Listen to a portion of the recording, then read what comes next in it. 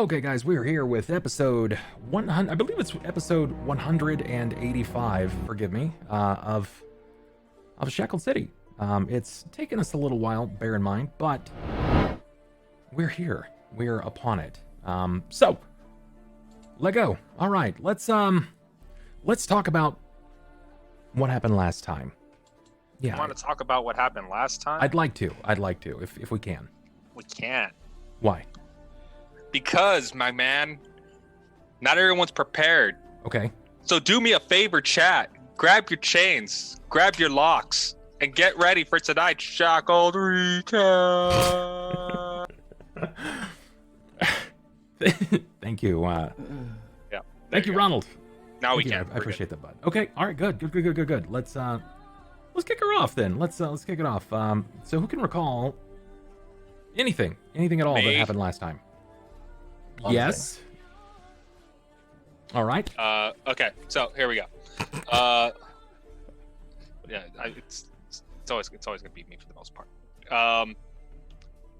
We kind of had to take care of some stuff. We had a week long. I wouldn't call it a hiatus, but we had a week long task that each of us was able to fulfill. Yes. Kind of going down the list. Starting off with Innie, he wasn't here, so we're going to start off obviously the session with what he was doing. Going towards Cort, he had to spend that week essentially reconditioning his body to adapt to the new mechanical insides that he has. Correct. So he's been focusing on that quite a bit.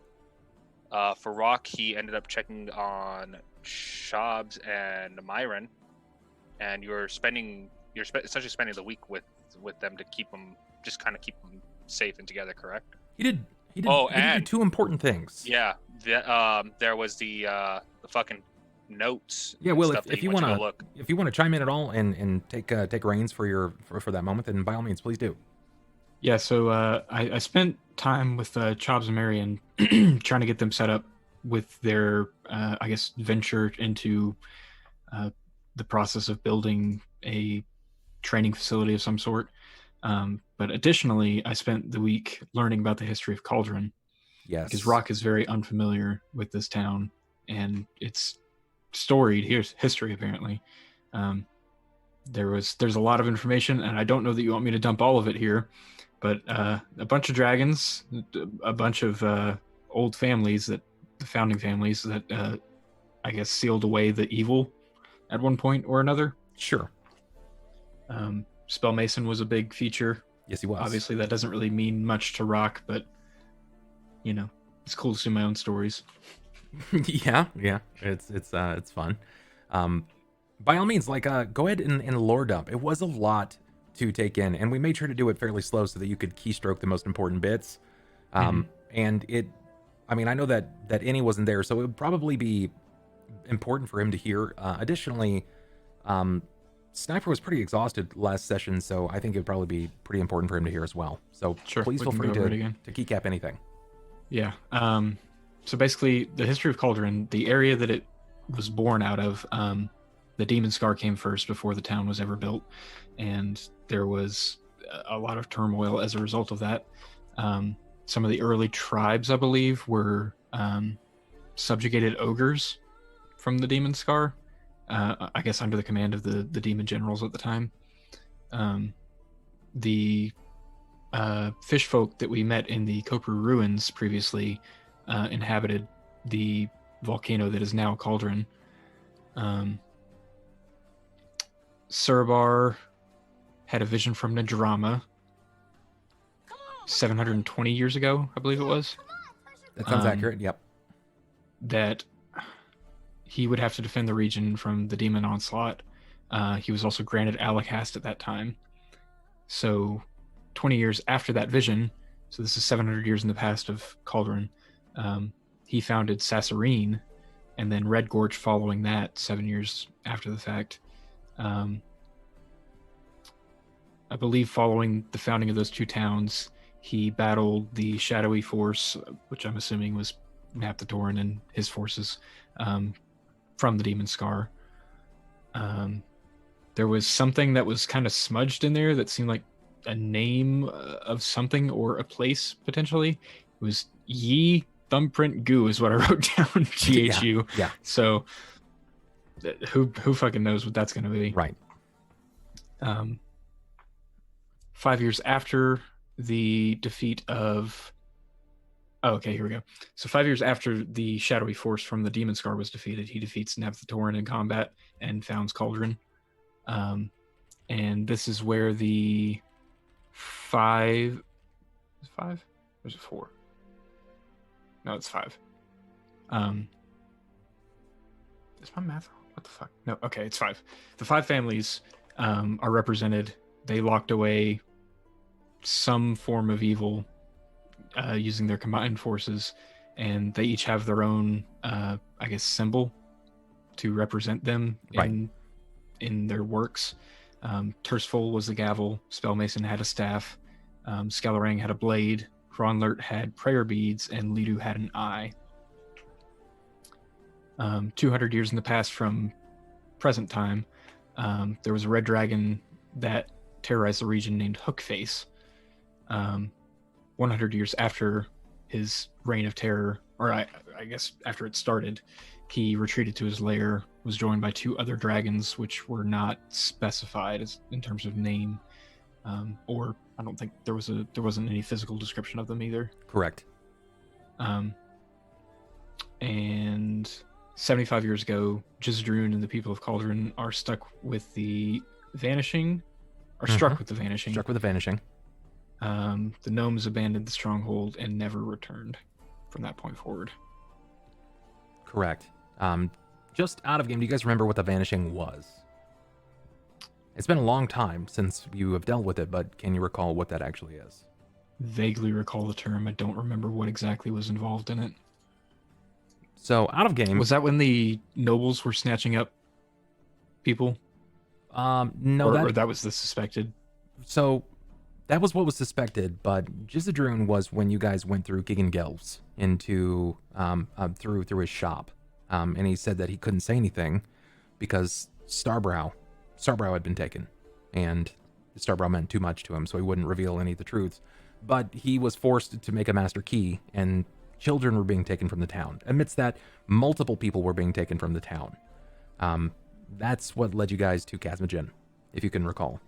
But Jizdrun was completely, left alone, and nobody really found out why, until Keegan Gelf talked about the Vanishing, which was a curse that affected the entire gnome race of the area, where they literally just started slowly fading out, like, I'm not feeling so good, Mr. Stark.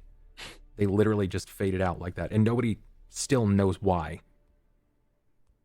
But they thought that with them being sealed away in Jizdrun, that it would no longer be an issue.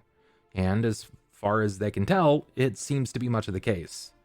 Keegan is seemingly the last remaining local gnome from the area.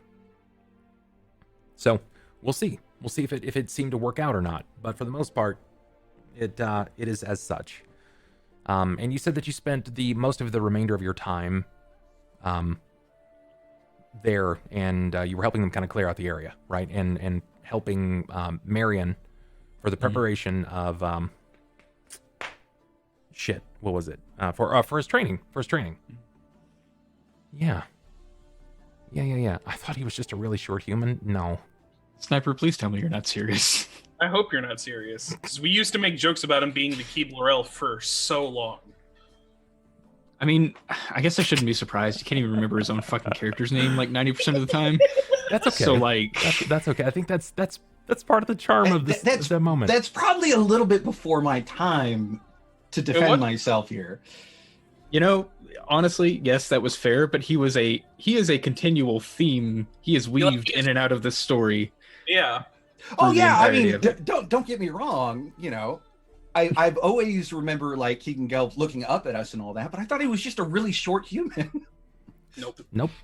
Didn't you hear Bub's patented gnome voice? Yeah.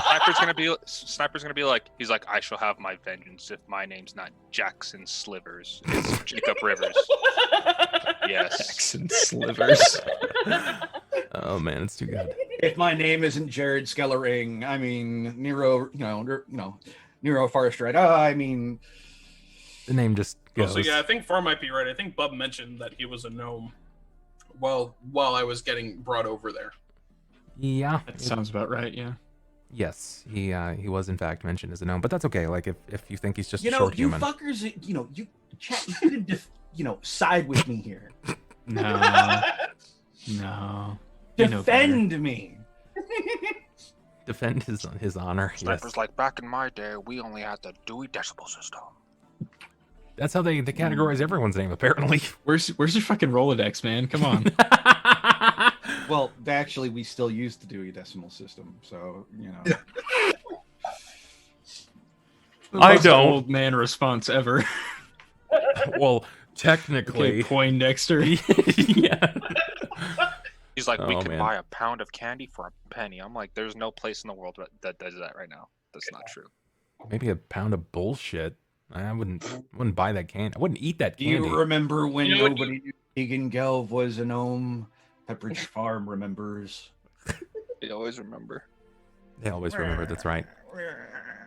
So that's basically what happened with Rahk last time. Handful of other characters. We know that Red as Cort basically healed. He wanted to learn how to function again with his new body, or at least these new assets that are more or less functioning as a Iron crutch. It's a crutch right now. All it takes is one horrific body blow, and Cort could just die. It is a wild time. If this were Blades in the Dark, you would have retired, dog. I mean, for all intensive purposes, I probably should retire. Yeah, you would have traumatized out. Yeah. Was that- However, Oh, nice. Nabby can probably stop that. No. What? That was Silverlight that saved you for the most part. Yeah, that was Silverlight. Yes, Done. yes. But yeah. Conan the Librarian. Oh my god. Perfect. What else? What occurred with the other characters? I went to go talk with the mayor, and I found out something interesting. He doesn't like hazelnut. Well. Maybe before we get to that revelation, I can break in here and just explain what my character did all week, which really wasn't much of anything. Do you remember? Do you want me to help you with that? Let's see. I mean, he might. Let's see. Hit us with it. What you got? He's taking. All right. I see you, fucker. I see you. One of these Bub Fests, you're going to show up. Not remember who I am? Yeah, I believe it. Oh, man. It's all about RonCon now, didn't you hear? Yep. Yeah, bro. Hey, my buddy George. How you doing? Anyways, Jacob spent the week mostly helping out around the offices of Yes. the town guard because it's been very obvious that Kiana is being run ragged. And during this time of, trying to learn and do the paperwork and so forth, he did actually take I don't want to call it like a customer complaint or anything like that. No, he actually did, lodge a case from one of the citizens of the lower tiers of the city. Apparently his daughter had up and vanished. She Yes. had Amber Whittleman? Whitholm? Wittenholm. Yeah, there you go. 9 years old. Sad girl. Disappeared. I like that. All right. Let's keep building that profile. He just breaks in with all the basics.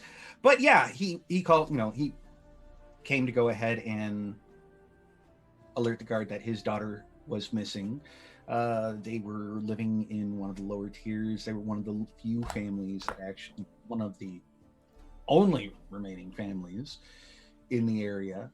And apart from her acting somewhat strangely before, up and disappearing from the home, there was really nothing to go on. So that's one thing that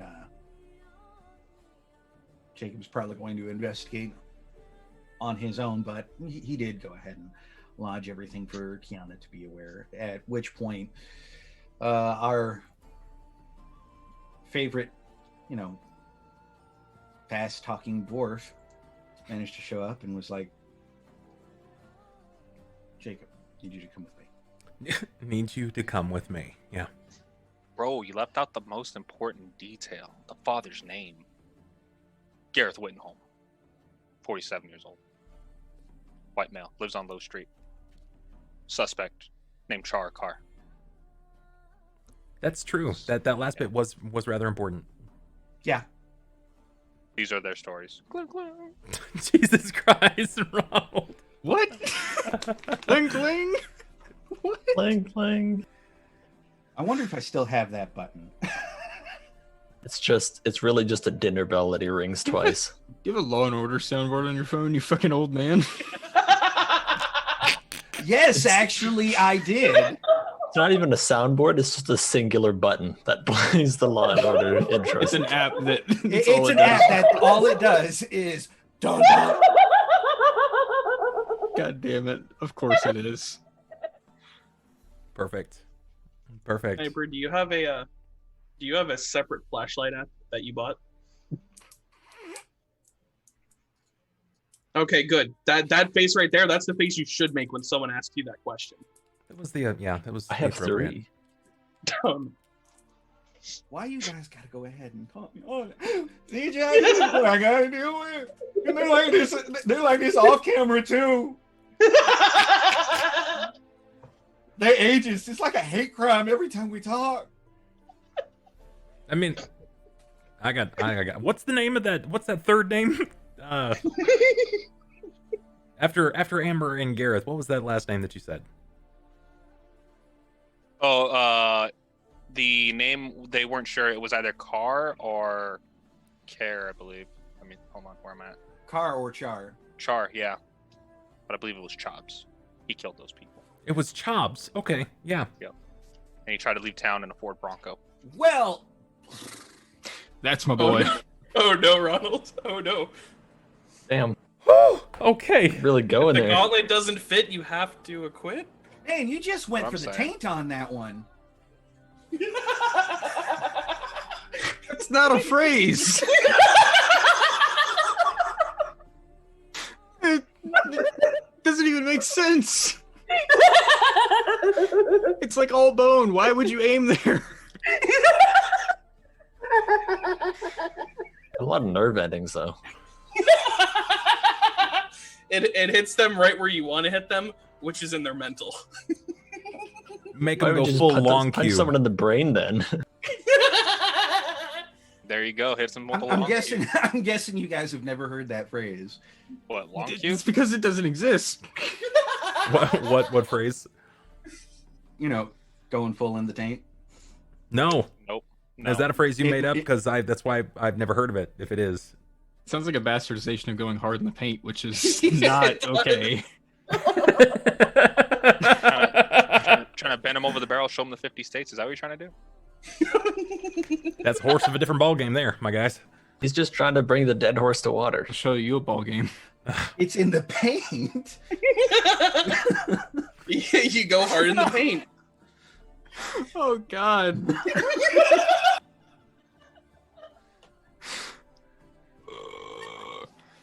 Ooh, okay. Well, God damn it! Here I thought I was being all hip and cool and shit. Nope. Nope. You cannot be fucking serious right now. If there was First, I don't anything, know that Keegan's a freaking gnome. if there has been How- ever been how I anything just more found on out my brand, favorite. Oh, how did you not know he's a gnome? I thought he was just short. I'm telling you, if there hasn't been anything more on brand than this, Oh my It's kind God. of like midgets. You just don't mention it. And Oh Christ, I'm gonna throw up. I can feel that. You need way more alcohol to survive tonight. Yeah, I Anyway, got like we Did you that. did you That's- open the bag, Sniper? Is that what happened? Did you find that bag that you tucked all those chromosomes in, my guy? Did you just And added to it? like You know, he's been dipping into the chromosome bag one too many times lately. Just Yeah. puffing on it. yeah, this is intense. All right, But well, yeah, so we ended up finding out that what I've been searching for in the bottom of Cauldron might be linked to what the reports that have been coming in for Sniper or Jacob's character in this case. Yeah. Going down into the caves or the caverns of Drekdar's Way and working my way into it, I realized that there's been this weird substance that's essentially like it's like this weird like viscous substance that kind of sticks to the walls. But the further I was going in, the more I realized that there was it was like flesh-like in a sense. When I went What do you back mean? a second. what do you mean by flesh So like? it had this, it was like porous in a sense, but it like had the ability to sweat as well. Okay. Like the immediate top layer of like someone's skin that was sweating. Okay. Going back the second day, it was completely gone. Like the whole place had been like sucked clean. Realizing that I had to essentially meet with the mayor to discuss other things. I left that as a side note that that's something we're gonna have to tackle immediately because whatever's down here might actually be leading to the missing people. Going to Severant, a lot of stuff happened. Went with Jakob to kind of tag along a bit to just see if he can kind of get some ear time with the mayor to kind of pass on the message to Kiana about what we're trying to do. And when we got there, Severin kind of hard tilted and almost ran it down mid on Jakob. Yeah. Yeah, he seeing did. as that he was not able to keep his composure, I had Jacob. There's quite a few people that don't really know what that means. What does running it down mid? Yeah, let's talk. Let's He unpack that for a second. What the fuck does that mean? he made eye contact. He made several eye contacts with Jacob. Yes. And he was about to hit him with every one of his eye stalk abilities in a matter of moments. And seeing that Severin wasn't really keeping his composure, Ulhime, seeing that he was looking at Jacob the entire time, had him leave the room. And come to find out that Severin knows Jacob's mother because Severin's wife is Jacob's mom. Yes. And her name is not important because she's... You muted yourself.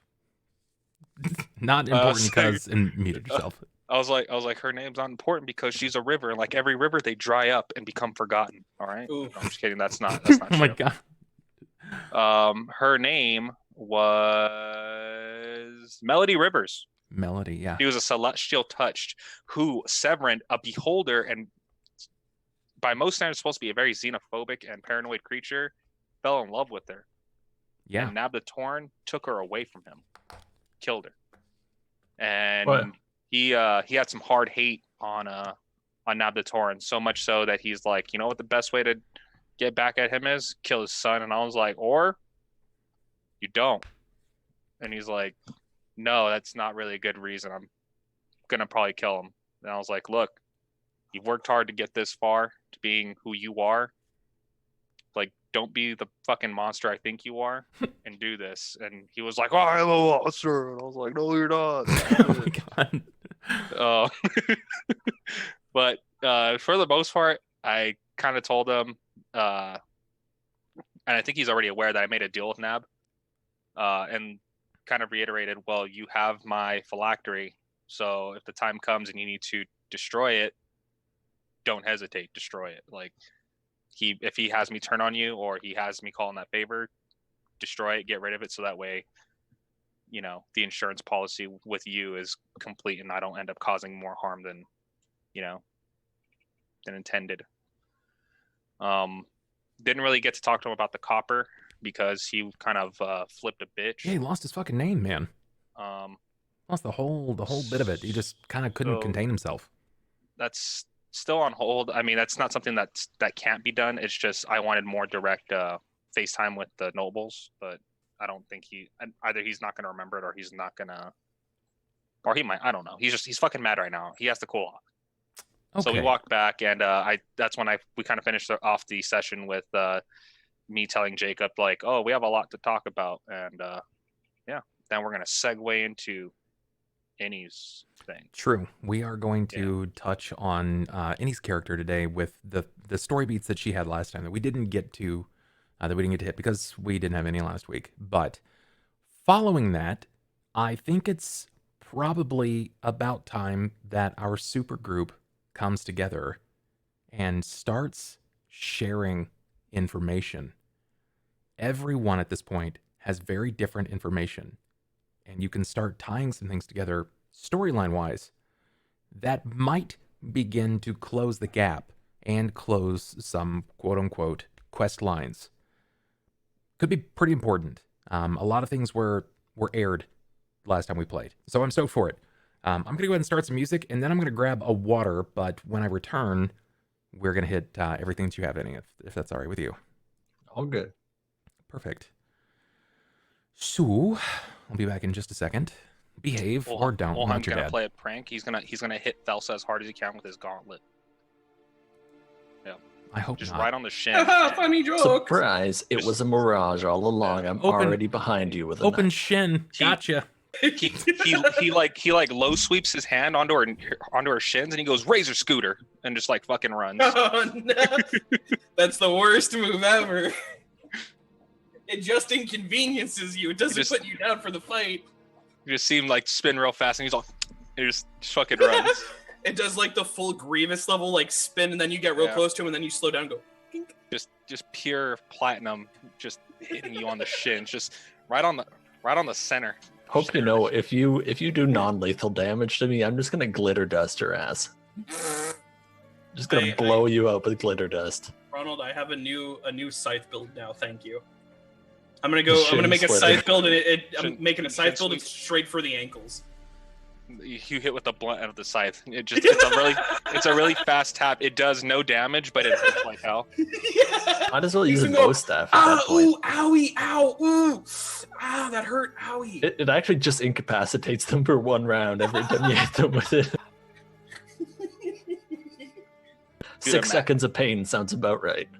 I just like walking, minding your own. Just dwarf just fucking chops your fucking shit.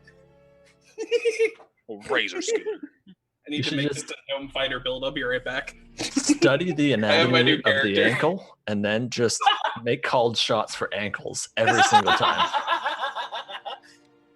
You just see him run up, and he smite flicks your ankle, like right on the ball of your foot on the side, just and then just fucking runs. Start walking your it just fall over. Yeah, no, next level I'll make it sound similar. I got you. Okay. I'm gonna make that my next character. Don't worry. That's scary. You don't worry. You don't have to worry. Just know my next character is gonna be a short gnome. Okay, all right. Like, and his name's gonna be Razor. Yeah, a short gnome fighter named Razor. You should just name yourself Occam. Yes. Occam's Razor, yeah. His last name's Up, though. He's gonna carry a blunt scythe with him. Occam up.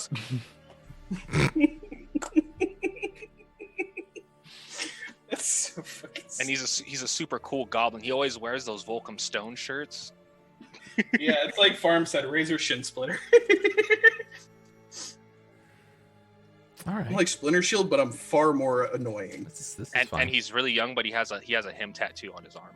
That's like He's also got one of those tribal rings that wraps around. Yeah. And barbed wire underneath it. Yeah.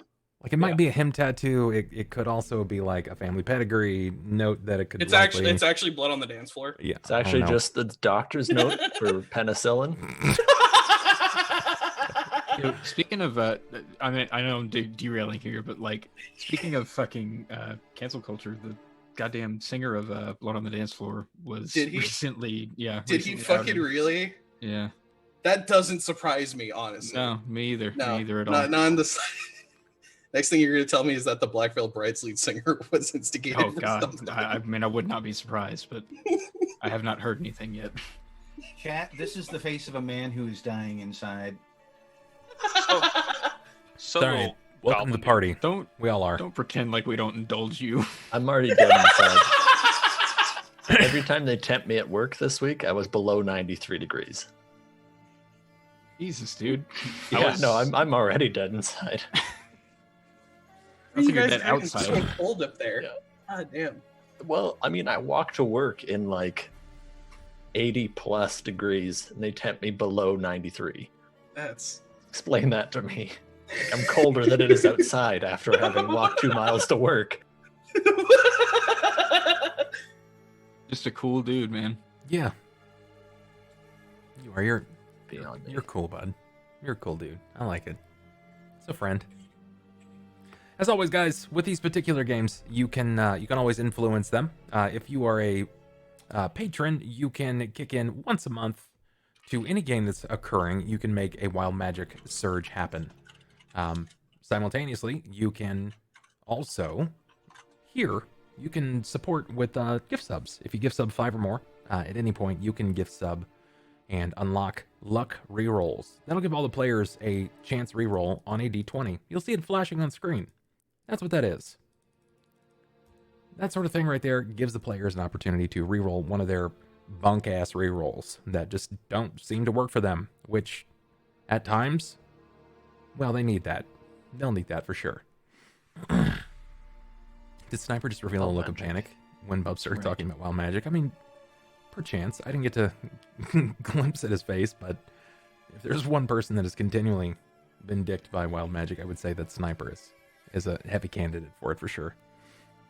Yeah, we'll just look over the colossal teleporting naked people. That could have gone much worse, to be honest. That's fair.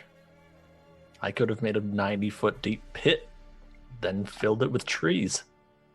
I could have been turned into a butterfly again. I And mean, reunited with my that could be butterfly arranged. been reunited with my butterfly family. I don't know if you know the lifespan of a butterfly, but I'm sorry, brother, they're gone. There was that one time that Ben Briggs made a lava storm. That was kind of neat. And then summon a hero, and then it dies in the lava. and storm. then they switched penises. Oh, that's true. Yeah, that's true. Yeah, They he did, got in the fact. badger penis. Yeah. Yeah. Yeah, it was a weird time. Sniper's They always face had is really perfect. bad luck with that wild magic. Oh man. Yeah. Honestly, I that don't wasn't remember, even was wild the magic penis though. switch? That was a Yeah, curse. I was about to say- that was a Yeah, curse yeah. that was on forbidden magic in a book. It was literally told not to read it out loud. And they're like, the fuck does that say? What? Dickius switches? Something What does like that mean, everyone? Yeah. Yeah, they then everyone in the room had all their genitals swapped, including the You badger. were the worst Dora the Explorer I've ever heard in my life. Oh fuck. It's not Take wrong. Chris book, take his book, it says Chris book. Yeah. So, needless to say, stuff like that can happen. It can happen in games. Not this game, though. God forbid. God forbid. So for No, now, wait, this game is very serious. let's Yeah, start. I mean, it's almost as bad as synesthesia. Yeah.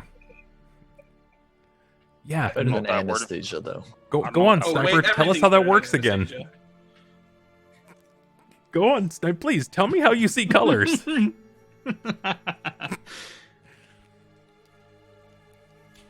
Fuckers. Today's bully sniper day. Oh man, it's too good. Every All right. Wednesday is Bully Sniper Day. It's because that's the only day he's around. No, he's been around a lot more. He's been around a lot more. Hey, which came first, the chicken or the egg? Did we start bullying Sniper and then he stopped coming around, or did he never come around except on Wednesdays, and then we had to get all of our bullying in on that day? Damn, I don't know. I'll have to go back. That's gonna take a lot of episode watching and memory for that. So I we'll figure it out. always come first. Things I am not doubting for $1,000, Alex. So, any friend. Woo! Friend. Oh, yes, I'm here. Present. Thelsa.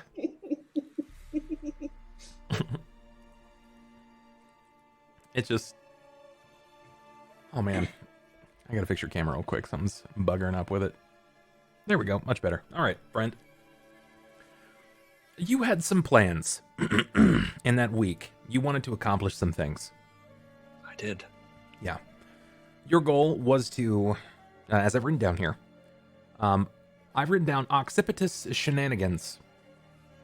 I don't know what that means, but I hope you can detail me in on it. Additionally, you've asked for base work, hiring masons. You want to find a dressmaker for the Ruby Convocation and looking into purchasing a ruby amulet. Just an amulet or a ruby itself? The ruby itself. Okay. All right. So the amulet, not as necessary, but finding a large-scale ruby would be valuable. Yes. All right.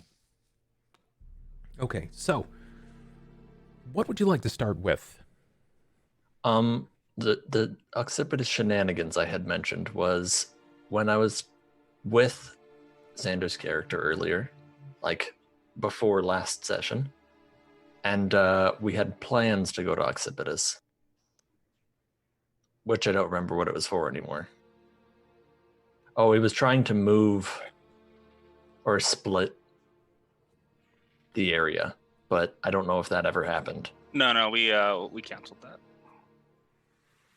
That was prevented, just largely due to time constraint and the differences of what could happen there versus what can happen here. Yeah.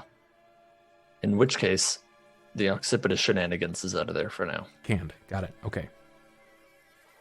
At some point, you guys will want to go back there, I have no doubt. In which case, you guys can also tackle that. So, base work and hiring masons. You wanted to hire a squad that can help assist in the rebuilding of the church. The Church of Wheatgrass. Right. And you said additionally doing base work. What does that mean? I have the Greater Make Whole spell. Okay.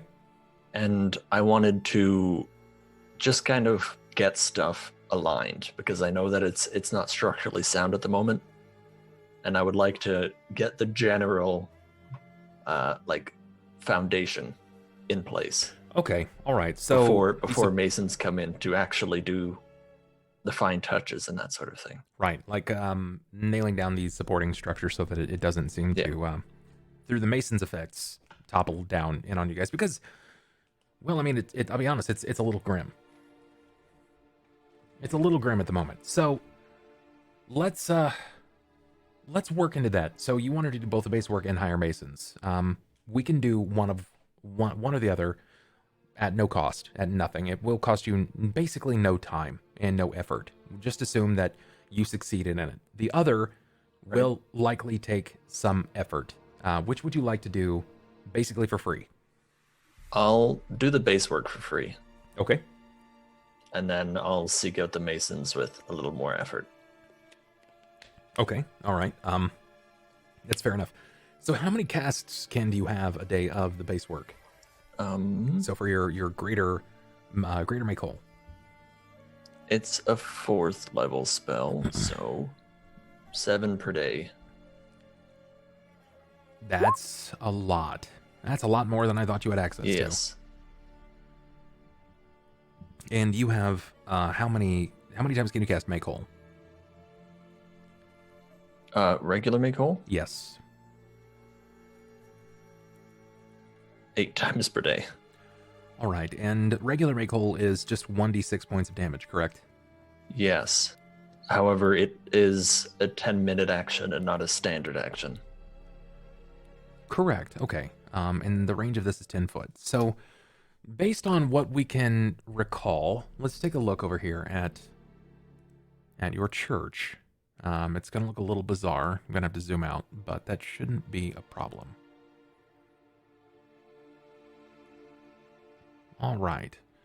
So a large amount of the damage that was sustained was seen on these pillars. Rahk was taking it upon himself to literally bring the house down. That's where we saw that he was more or less moving from pillar to pillar trying to smash them out. You saw a nutty amount of damage.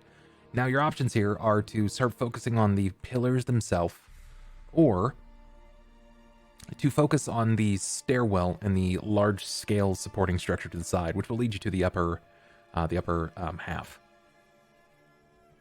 What did you want to do? Did you want to focus on these independent structures, or did you want to focus on the stairwell? Probably the stairwell first, because it's kind of important that you're able to access the whole area. Sure.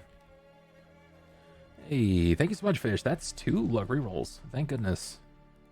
Bam. That's also 1 for me. Thank you. Appreciate that.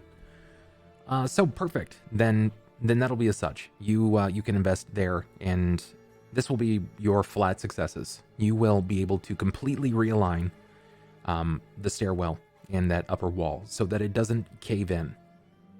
In which case, you are going to suffer one or the other.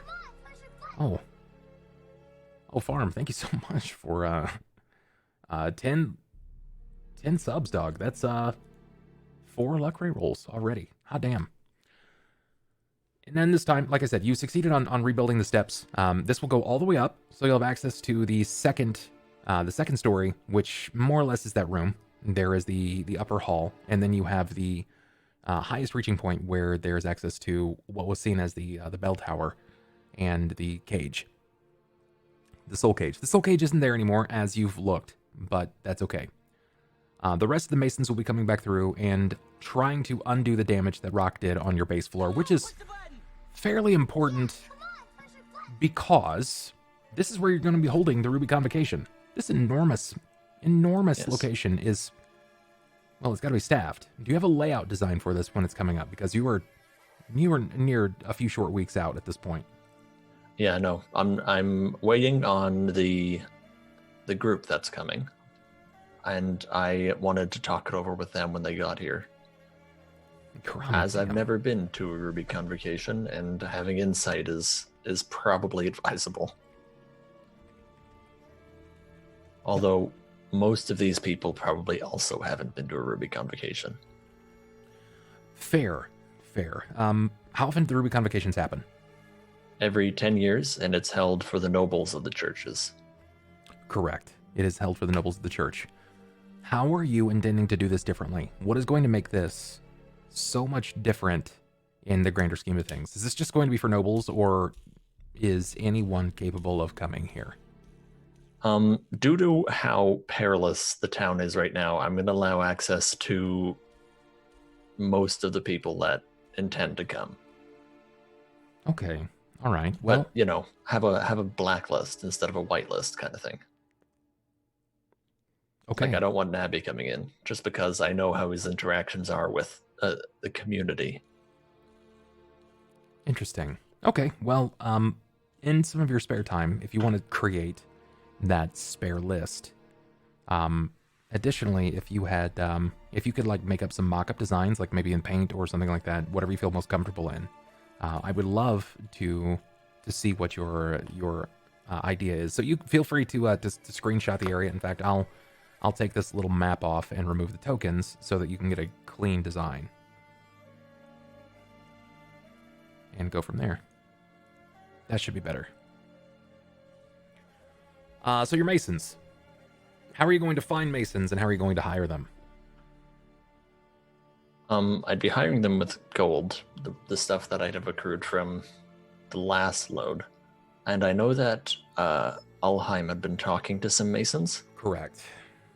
And I would likely go through him to reach out to those masons. All right. So we can assume that through the kind and earnest work of Ulhime, that you will likely be able to hire those masons immediately. If you want for them to work immediately at your location, you may have to specifically pay more to align them specifically to work here, because they are supposed to be taking care of places that are not currently standing. Your facility is currently standing. So as long as you don't mind more or less raising their wage, they won't have a problem with coming to this location first. Money talks. So that shouldn't be an issue. Then we can assume that those Yeah, I don't mind paying a bit extra. those succeed. Now, the last two bits, the dress and the ruby. Yes. How would you like to go about finding these? I would likely look for tailors. Talk to someone in the town. Maybe one of our crew knows about the tailors that are around, but I don't know how familiar Thelsa would be with them. Fair. Is there anyone in particular in the town that you wanted to speak to when it comes to your quote-unquote crew? I honestly don't think anyone knows the town very well. Honestly. Ulhime has been in the town for a few years at this point. Yeah. Jacob's I think been here for Ulhime about a might year. my best bet. Because the rest of us, I mean, I've been here my whole life, but we were not tailor kind of people. No, you'd come from a low class family. Yeah. Like bridging on blue collar, but low class family. So that's fair. Yep. Okay, and that shouldn't be a problem. I think Ulhime can help you with that as well, especially since you're already seeing to him. Yeah, but likely I'd see to him at the same time. And your ruby. Yes. I would likely... I don't know if there's like gem stores. I don't think that's really a thing. Well, there's a bank. That's fair. That's fair. It is, I suppose, deemed a currency. Probably visit the bank first, and if not, then Mavu's wares to see if they've had anything that's come to them. Not looking to purchase from outside, but anything they might have in stock. Okay, all right. Yeah, Just because I know how long it would take to get there. Probably would be safe to assume that they just don't freehand keep giant rubies on hand. But I figure. Probably not terrible. So, where would you like to go first? Did you want to go to the bank, or are you searching specifically for the connection at Mavu's? I would likely go to the bank first. All right, sounds good. Sounds good. Very well. You've been to the bank before. You know that it's not too challenging for you to participate at. In fact, you've likely stored a fair amount of your funds here at this point. Yeah. You find that it's relatively quiet. Most people today aren't exactly wheeling and dealing in coin. You notice that they've also shored up their defenses. With the recent onslaught of attacks, they've had some new features installed, ways to protect themselves. You happen to see that they are prepared with various armaments that are behind on tables openly to present to the public. You see a single person behind this almost strangely like designed like wooden cage, portcullis of sorts that you can see through. Is that the only person I can see? Like, are they the teller of sorts? Sort of, yeah. You can tell that there is another person back there, but you can't see them at this point. Yeah. I meant, yeah, in an adjacent area. I just didn't want to walk in right up to the guard and start talking to him or something. yeah, definitely. This is what you would assume is something like the teller. Then, yeah, I'd approach. Okay. Easy enough. You're welcomed in. They're happy to see that there is someone here that is willing to bank within the area, especially given the circumstances of the recent bout of deaths and now the missing people, which is just terrible. Yeah. As I approach, forgive me. How can we help you? I was looking to acquire a ruby, relatively sizable. He begins to deign in front of you these various amounts of weights, and as he places them in front of you, you see them go sort of like all the way up to about a 3-pound weight, and it looks more akin to like a pyramid with a topper on it that seems to have a thread that can run through, and he dangles each of them out of these slats in the in this window of sorts. Does any size seem to call to you? None of them are like out of game. None of them are very impressive in size. Nothing Yeah. that would really sort of reach out to you as this is celebrating a 10-year event and the dawning of your own ownership and control of the church. Nothing really speaking to you. I'm gonna look over them and I'm gonna say, I would actually prefer something a little larger. You see, it's for an event at the church. He kind of furrows a brow briefly. An event, then? Well, we can get you many, if you need many, if this is what you're after. Preferably just one larger ruby. You see, it's for the Ruby Convocation. I don't know if you're familiar. I'm sorry, I can't say I am. It's an important event for the Church of Ouijas. Well, let me speak to someone who's been here a bit longer than myself. They might be able to help. And he seems to sort of like pull all the weights back in through the slats, and he steps away for a moment. You notice there's no one else coming in. It's not exactly people that are just with heavy coin bags that are welcoming in this place, but it is a great place to exchange coin. A man walks out, and all you can see is the top of his hat. It's just over the table, but just the top of his hat. You can immediately tell that he's not as tall as the previous participant, the previous teller. He seems to push himself through a gate, and he's every bit as wide as the gate, and he's wearing these rather lurid and beautifully designed clothes. You can tell that he is a man of culture and wealth. His beard is very, very pleasantly tamed and designed. There are various weaves in it as such, and when he comes up to you, he does a cant bow, and he seems to throw his hand behind himself. Ma'am. You're muted. I'm gonna curtsy to him and then say, sir. Pauses back and glances back to the worker behind the table. He said that you're after something sizable. That's right. You can see his features are, while they seem to be mildly exaggerated, they're dwarven features, and they're very, very well kempt. His skin is rosy, and it almost looks polished. He emblazons when he sort of like starts to fumble, like not necessarily fumble, but like waver over his beard. He's got some sizable rings of his own. Go on, tell me more. See, there's an event called the Ruby Convocation that the Church of Ouijas holds every 10 years. I've heard of it.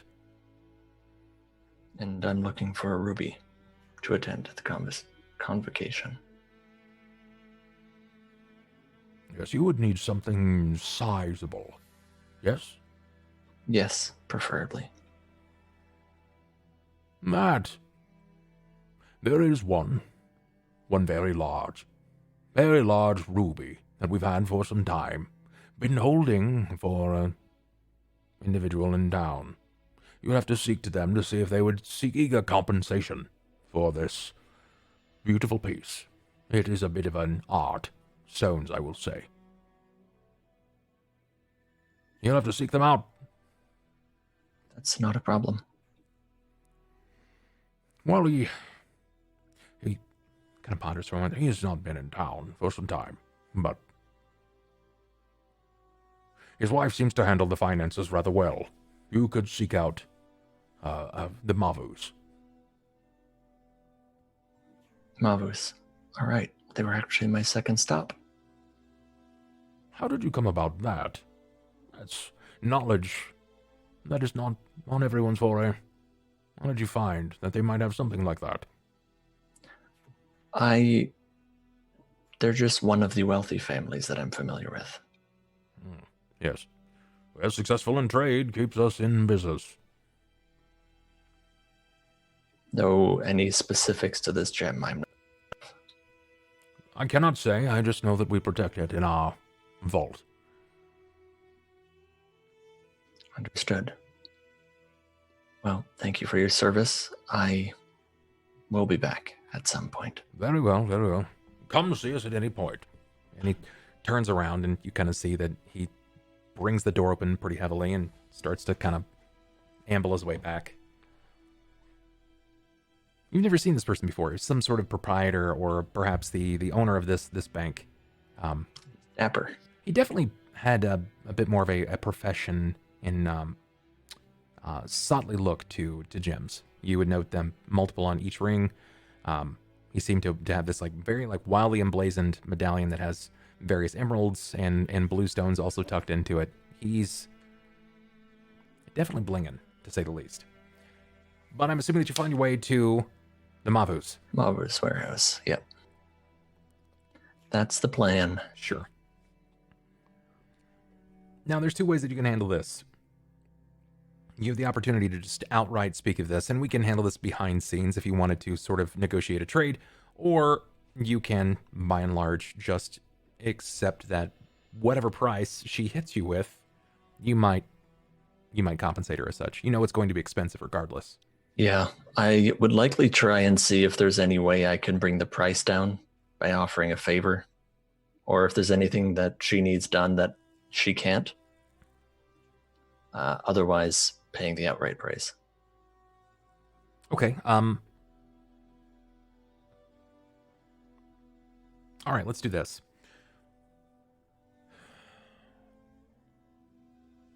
You find the lady of House Mavu. She's operating as she normally does. She seems to be hunkered down in a private office, meandering through paperwork. Despite the amount of work that is before her, she never seems quite slavered to it. There is a defined enjoyment in the labor for it all. And when you see her, she offers you a seat and asks what this might be for. She asks if you have anything wild to bring to the table at this point, as she has come to know that your lot of swords are capable of forfeiting some very bizarre antiquities. That's fair. I don't have anything to sell at the moment. I'm actually looking to purchase something. Go on. She's interested. She sort of crosses a leg and covers one hand over the top of the knee, sitting very properly. I was in search of a ruby, one of relative size, for the Ruby Convocation that the Church of Ouijas will be holding. Why do I know what that is? The Ruby Convocation. I've heard this. What is this? Remind me, what is the Convocation? Every 10 years, the nobles from the churches gather, and they hold a ceremony to spread knowledge and worship the goddess. Yes, Dan. There might be something that we can do, but I have to check to see the state of the accounts. My husband, when arriving many, many years ago into Cauldron, if you will, had assembled a line of accounts very quickly with noble families, and they had bargained and bartered in gems. He thought it was bizarre that they chose not to deal with plate and coin, but money is as such a great communicating tool. I think this shouldn't be a problem, but I will have to delve into it a bit further. It's not mine to speak for, but another account's, and we were holding for them, and now we are waiting for their next of kin. They seem to have passed away well before I'd come here, and there were some predetermined rules for if they had passed away to wait for a particular child or childer. And, well, I've not seen as such, and my husband, well, last we spoke of it, he was beginning to lose faith. Potentially I could help. We continue to accrue coin. There is someone that is passing coin to us from time to time. just to maintain these accounts and to watch over this large gem. I do believe it is a ruby as well. I cannot be for certain, but I do believe it is. But if all goes well, then I shouldn't see this as a problem. Come to me by the end of the night. I hope to have heard, and we'll have some various methods of communicating with Arlental by then. That's her husband, for the record, Arlental. Mm-hmm. Yep. Understood. Thank you very much. Of course. She sees you out and shuts the door behind you and returns back to her work as far as you can tell. You hear the scooting of a chair on the wood and silence then. A few of the patrons that are in are just sort of minding their own business. Some of them don't really seem to know much about you. Some of them think they recognize you, but you certainly changed. Yeah, I look a little different now. Definitely. Less scary. Now, this is where we have our track, our week. This is where things progress rather quickly.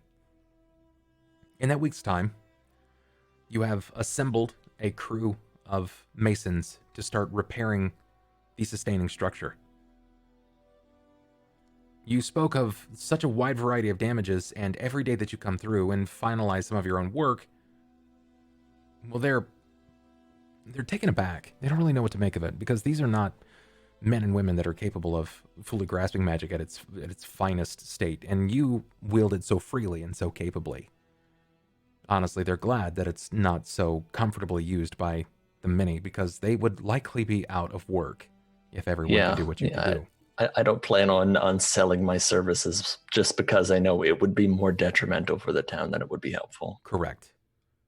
So they watch on. You finalize all of your spell castings, and every day it runs you pretty much the furthest extent of your magic. You are capable of finding someone to make your dress. It does take some time.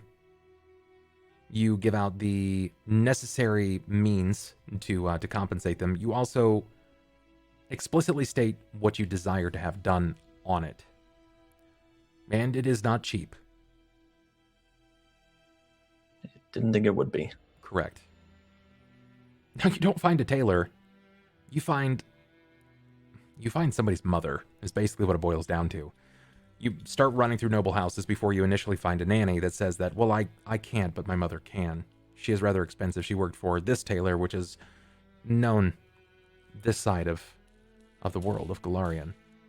She'll do it. A nanny's nanny. But she's expensive. So we will say that it's about, we'll say 140 gold for a dress of a level of brilliance and beauty that is only talked about in fairy tales. And it fits perfectly. It will take that full week for you to get it. For you! My word. Crummy, thank you for that $20, sir. I appreciate that. But you are capable of doing that. And just as she had stated, you are also capable of acquiring this ruby. Now, it is sizable. To say that it's large is impressive, to say the least. This is about the size of a softball. And very big ruby. She doesn't know how much it's going to cost yet. She's waiting for Arlental's message. But she knows what you're capable of doing. She also believes that you're going to be sticking around. And she's looking for, basically at this point, a means for you to cover this if, in the case of your untimely demise. So is there anything that you can give her as basically insurance for this until they can discuss a price? I don't really have any belongings. Is my largest issue. You do and you don't at the same time. I mean, I have the goblet, and that's probably the thing that's worth most to me. True. But it's also necessary for the convocation. Give me a memory test. Wisdom? Yep. I'm going to go ahead and get everybody some rep for beating that bit boss. Do you want to stick with 11? I'll re-roll it.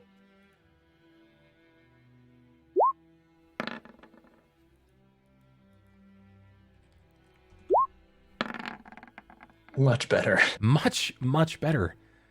There's 2 of my rerolls. Yeah, you've got 3 more, so luckily you're good. There's 4,700 rep to everybody. Thank you guys for helping beat that bit boss with all those subs and that $20. Chrome, I appreciate it, dog. Very kind of you. So, the natural 20. At 21 nets you knowledge of something that is valuable. And you happen to recall exactly where it is. Though it's not exactly going to be the easiest for you to explain if you're caught. Okay. You recall where the deed to the bathhouse in the surrounding area is being stored.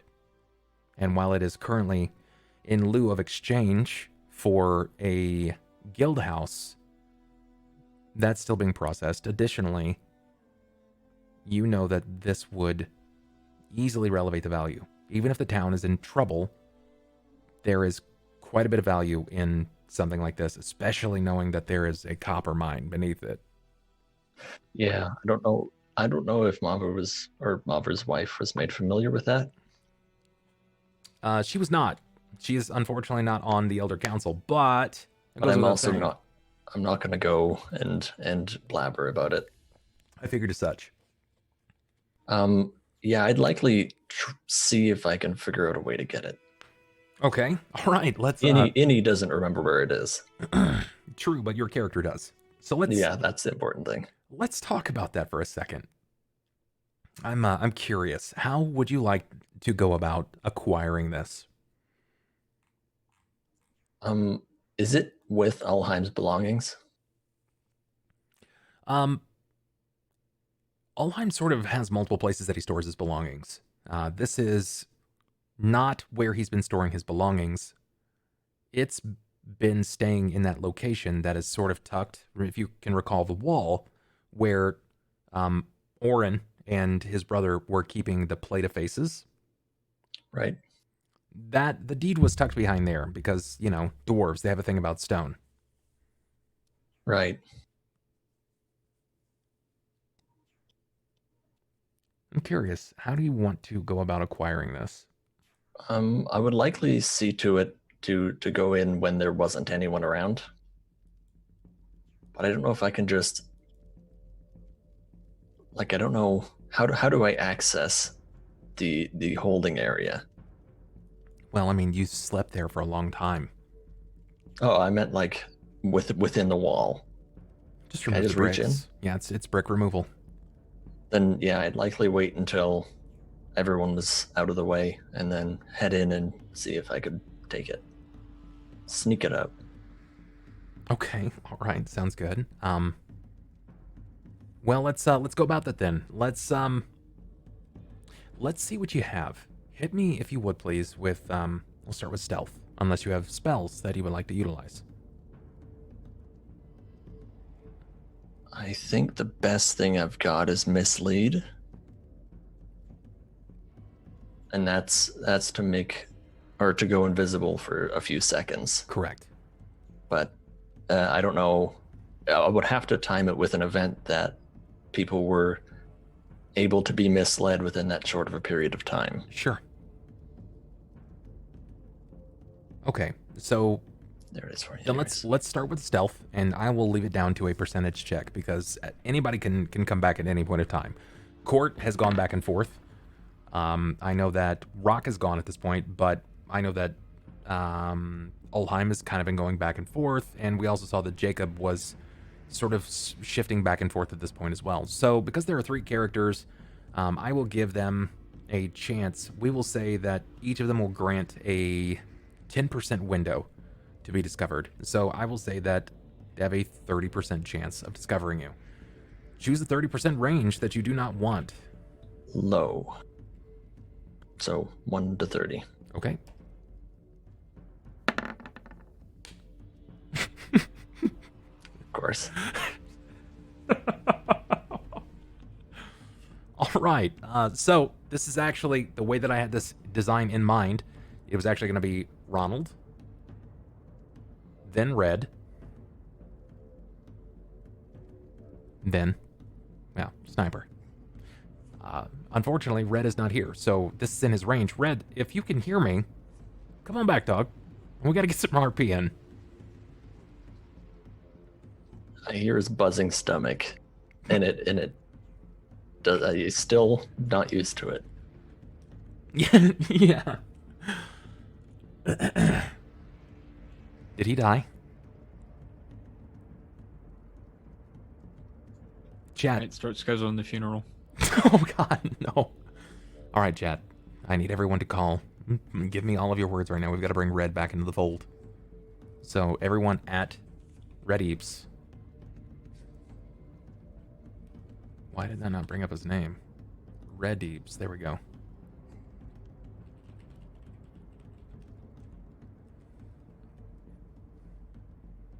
Summon thee! Every time. Every time without fail.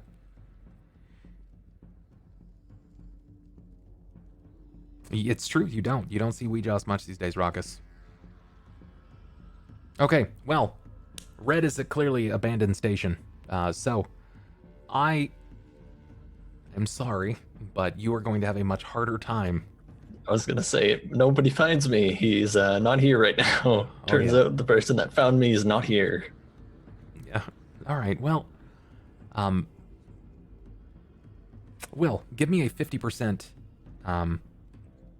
in favor of this being Ulhime. Or do you just want to go high, Ulhime, low? You call it before I roll it. Yeah, let's go high. High Ulhime? All right.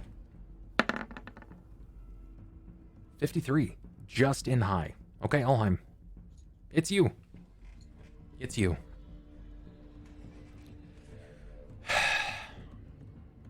It's been a few days in that week that's passed, right? Where it's been a few days inside of that week. And you, for one reason or another, you need to cycle back. You have to change out some things. You have to discover something else, or you have to just cycle out some of your belongings when you find that there is someone inside of the bathhouse. You can hear them. You can hear them moving. I would check to see who it is. Okay, I need perceptions, please, from both of you.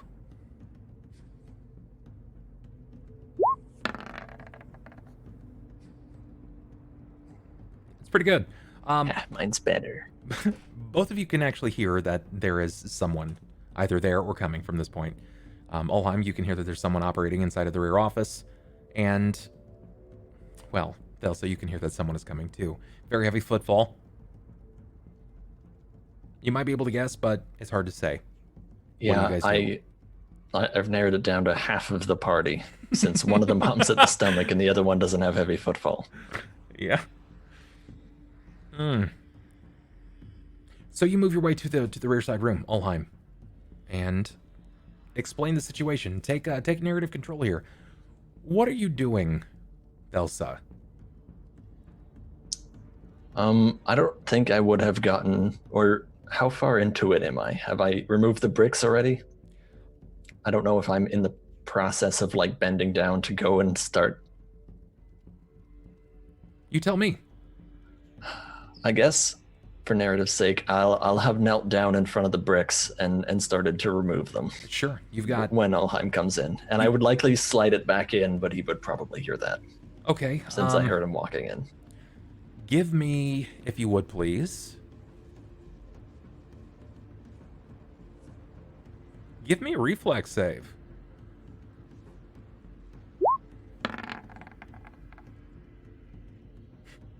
I'm gonna reroll that. Yeah, I bet you will. Before I just punch through the wall and it's like, oh, I tripped. I'm so sorry. Okay, all right. All right.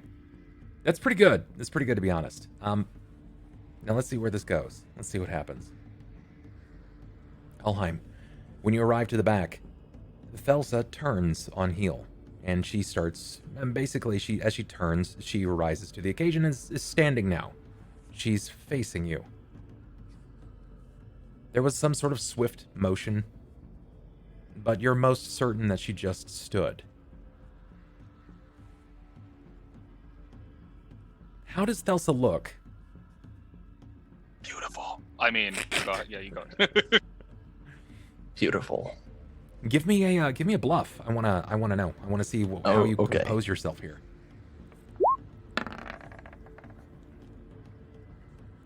I'm rolling so poorly today. Would likely just kind of turn to him, be surprised. Am I doing a try sense and motive mask or it. no? Say that again. Am I doing a sense motive or no? Yeah, go for it. If you guys have control here, so please tell me what you'd like to do. Yeah, my bluff wouldn't have passed her sense motive anyways if I net 20'd there. You notice that her eyes are just a little too wide. She was caught in surprise. It's that moment when someone is doing something that they are aware that they shouldn't be doing. Whatever that is, it's up for you to determine. My Archlich touch killer. Right? I'm just kidding. Jesus Christ. I'm gonna teleport behind him. So as I see her essentially jump up startled, I'll approach her and then like notice that I remember she was looking down, I guess, or she stood up, and knowing that's where the stone is, would look down at it and then kind of look back at her. It looks fine for all intents and purposes. It seems as if nothing was disturbed. Give me a perception.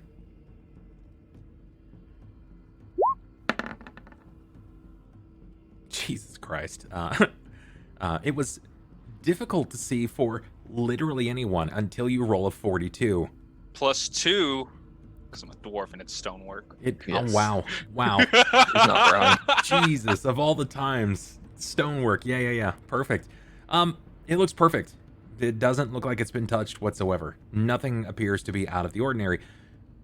However, basically the knapsack, the belongings, everything that has been placed here, there is a small amount, a very, very small trace amount of what appears to be mortar or debris. You're most certain it is from stone. If you rolled 5 higher, you would have been able to see my fingerprints on the stone. Yeah.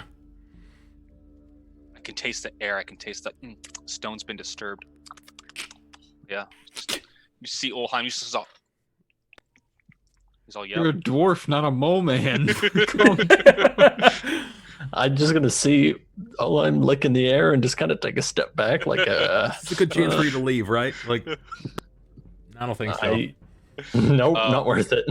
So seeing that happen, I look back at her. What are you looking for, lass? Of course, it's you. I need something. And I was coming and didn't want to have to make a deal out of it, but I am looking to acquire Ruby for the Ruby Convocation. And I found one at Mavu's. But she wants some kind of compensation while she discusses the price. And what compensation does she seek? She hadn't specified anything. She's not looking to try and remove it from us, but I was thinking the deed, as it'll never degrade in value.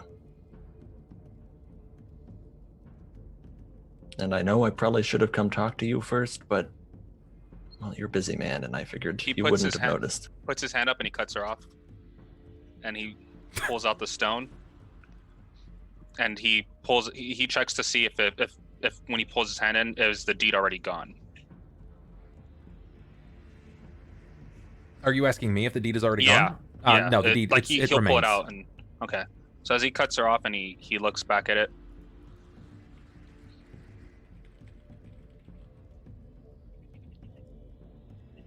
Looks back at it.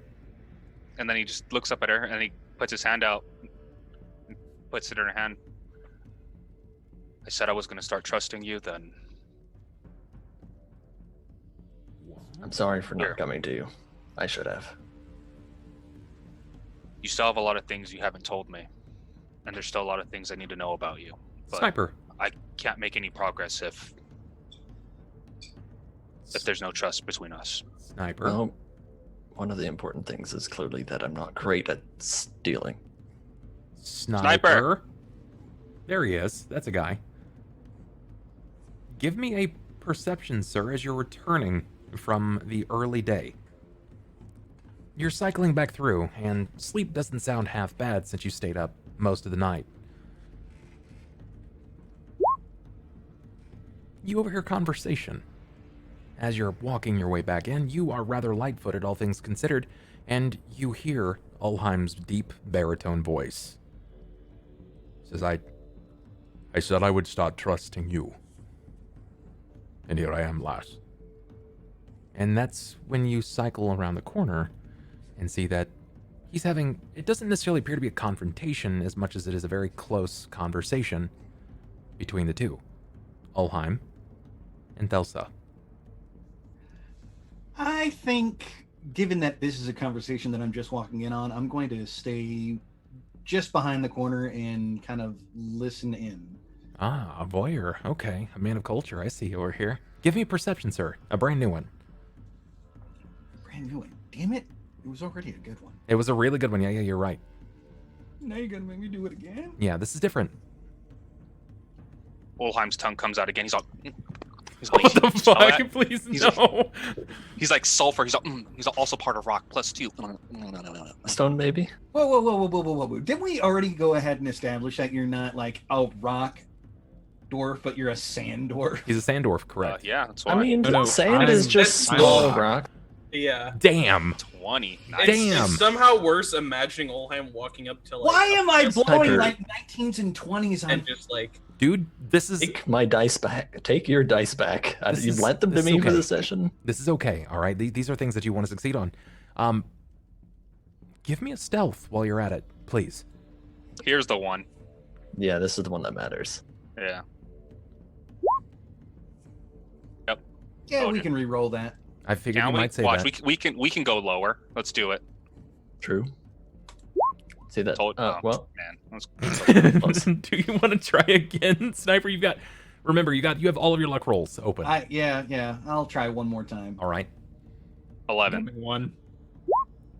Ooh. Whoa! Damn. He's a ghosty boy. Oh yeah. There it Damn, is. what is happening? Oh man, of all the times for Christy to miss a story is Ooh. 4 rolls and Sniper's got Ooh, two is crits. Christy's a curse then? What? Oh god. Oh no. Definitely Christy did now. not say Two that. nat 20s and Christy's not here? Kirsty. It's really good. It's really good. I'm not Watch, really he going comes to back, he starts rolling ones. I'm not going to make them roll on this, okay? It's not a matter of giving them the roll as much as this seems to be a conversation of trust.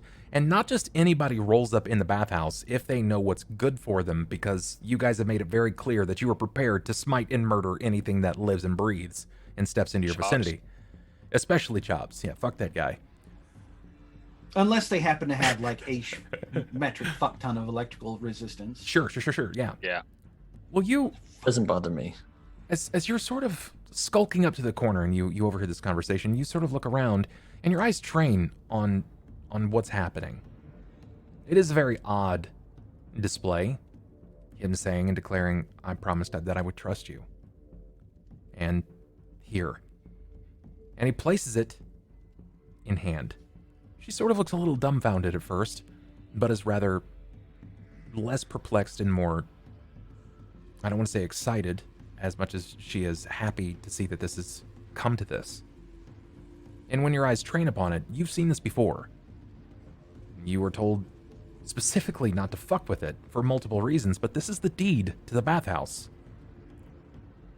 This line of paperwork is emblazoned with a wax seal. While it is broken, admittedly, but as the wax seal of Cauldron, it is a recognized, important document. Do you Yeah, say and or do Ulhime anything? hasn't even let me touch it out of fear, you know? And here he's just giving it off to Thelsa. Everything you touch dies. Oh my god!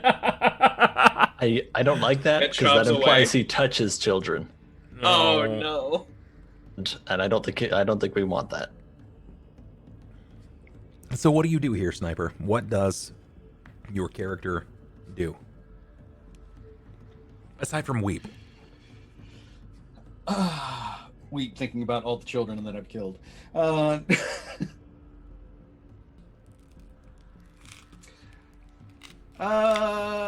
Yeah, he's gonna, seeing as he sees Ulhime handing off the deed, he is going to come around the corner and look between the two of them.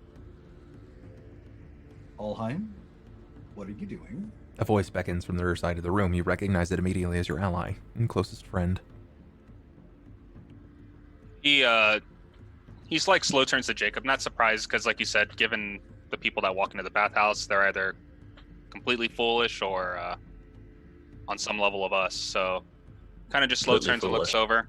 Yeah, probably still the same thing. Yeah. Yeah, they're one and the same. He just looks at him.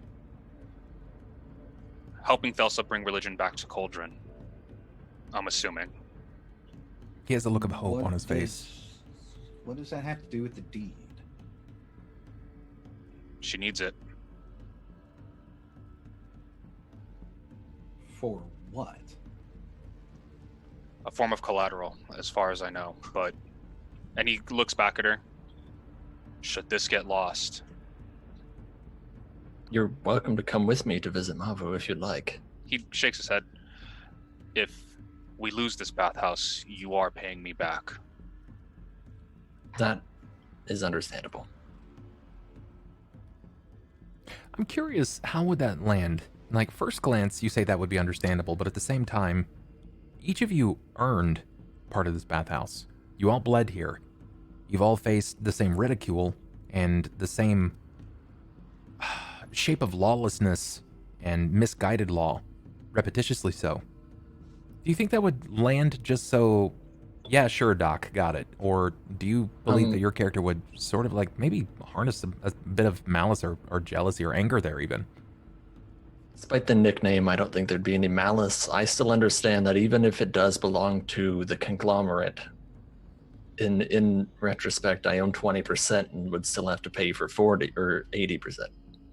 Yeah, among the other four, I understand that it's not mine to just throw away, even if I help fight for it. Okay. And I haven't really come much with belongings, so I understand having to pay for something I've broken. Sure, that makes sense. Unless it was, people's ribs. Okay. So your goal, story. Your goal now that that you're prepared to discuss this, you step back to where? To Mavu's or to the bank?